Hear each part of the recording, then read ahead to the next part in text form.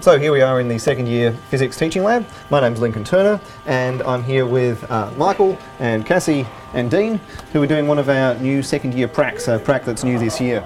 And I guess before we talk about the prac, I'd like to ask you three, maybe you first Michael, why are you doing physics at second year? Why did you decide to go on with physics? It's a challenging subject, there's no doubt about that, but a very rewarding one as well.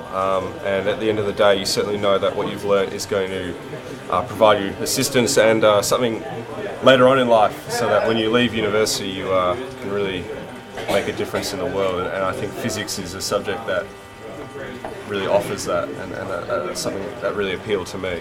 Yeah, that's really good to hear. What about you, Cassie? What were your motivations for going on to physics at second year? I like that it makes no sense at first, and then so it's quite an achievement when it actually does click. I feel like I've really made an achievement there, so I like that feeling. That's great.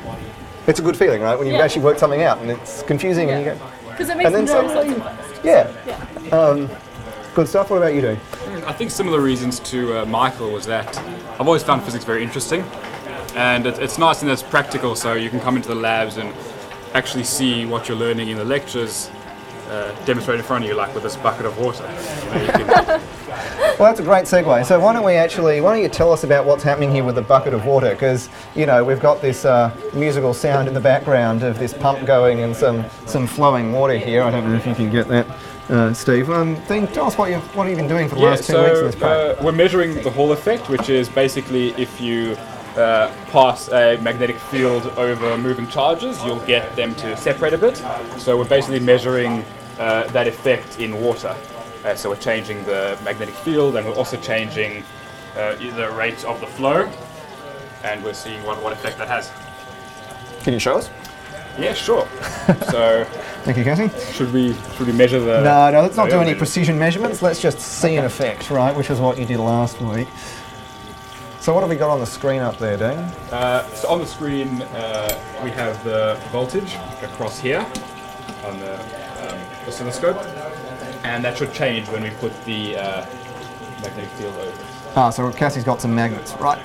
And there we go. You saw that go up, and then we can stop it down, and we can actually measure the difference here.